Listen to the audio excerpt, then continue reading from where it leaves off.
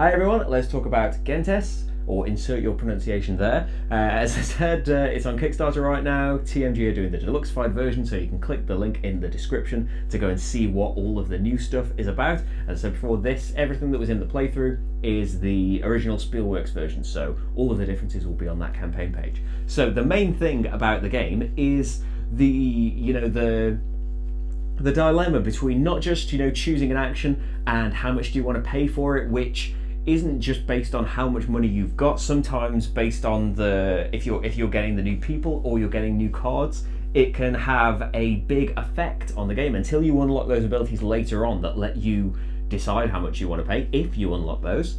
In general, you're kind of thinking, well, I need to pay 8 because I need this particular person that's all along this track. Or to be able to afford 3 cards, I need to take the 10, and then I've only got a choice of these 4, so does that change things? Do I want to only take 2 at the moment and take a smaller tile, so I've got a choice of these last few cards? It's a really nice thing then, but in addition to the money concerns, adding in these time tokens is a really, really nice feature, because it's not just for now, it's not just how much do you want to fill this up right now. You're going to have to take the tile and you're going to have to take a time token, so it's going to take up 2 spaces on your initially very, very small track.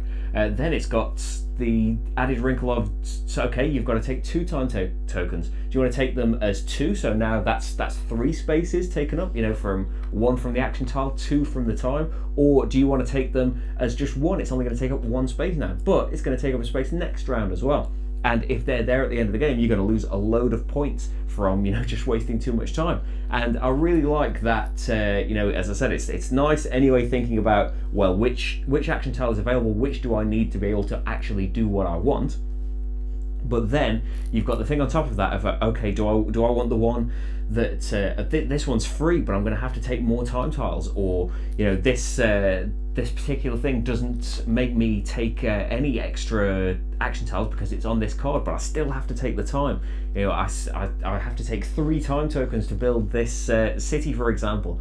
I'm probably not going to have those as separate things. That's so many spaces on my time track. But then it all ties into the civilization cards. When you are drafting those at the start that give you kind of initial start off point, you can really go into cards that let you take those cubes off your time track, so you can get as big as possible as soon as you can. You will get the 2 free ones as we move between the eras, but you can go in that direction and try and clear everything off as quickly as possible. You can go in the direction of getting a lot of powers, so you can then activate the powers from your cards and not have to take action tiles, which is not taking up space on your time track itself. You can go for the cities, and that's kind of an interesting thing as well, because when you build them, you will get to reactivate that colour and get all of the bonuses from it. But then at the end of each round, you are rewarded for having diversified, and you get to activate 1 city in each coloured region. So there's a split between there. There's a lot of nice, interesting decisions that just divide you between really nice choices. I want them all in one section because these spots are going to run out, especially in games with more players. I mean, the whole yellow thing is blocked off for 2 players, but in a 4-player game, even with those extra things, you won't just leave a section to 1 person. You want to fill up that thing with all of your cities, so that every time it's okay, well, I get 5 money, and now I get 10 money, and now I get 10 money and 2 points, and it will just snowball from there. But the thing that's pulling you is that, but I want to keep activating all of these at the end of every round. I want more abilities that go off in the decline phase. I want more things that just give me free cities. There's a race, to these that, again, in a 4-player game, everyone's going to be vying for just these 3 little bonuses. And I don't mean to say that the 2-player game isn't great. It's not. The only thing that I think is maybe, and it's not even really much of a problem, it's just kind of a minor thing that I think we could change maybe with a little house rule, is that with 2 players, the cards don't move as quickly as they might, and that doesn't seem like too much of a problem.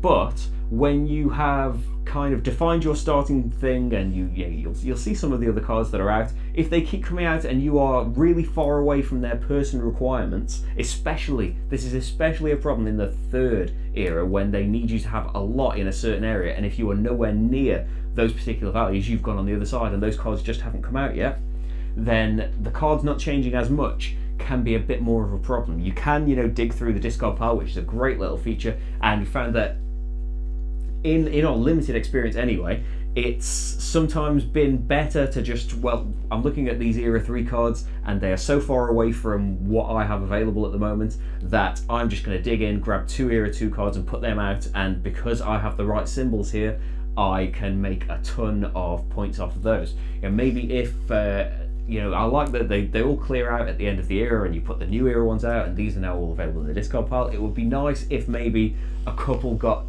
taken away, or maybe every time someone goes there, one gets taken away from the leftmost card, just gets taken away, or at the end of the round the leftmost 2 cards just get taken away, as if it was a game with more players when the cards would be disappearing anyway. But as I said, I have gone on about it more than I thought I would, but yeah, that's just a tiny little point that I thought.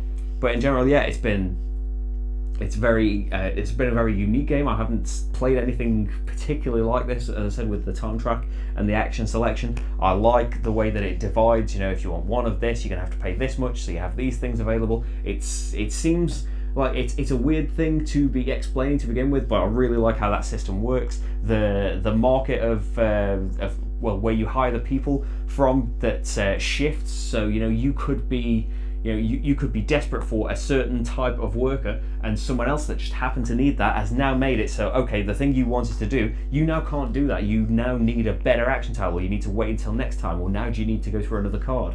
There are a lot of ways that indirectly you get in each other's way, but there isn't really there's no take that or any malice in these things. I suppose you could do the things on purpose if you really wanted to, but through general play, through trying to achieve your own things, you do get in each other's way enough. There are definitely few enough tokens in a 2-player game for the actions that you are sometimes really desperate for them and have to jump in ahead because the thing you want is just not going to be there.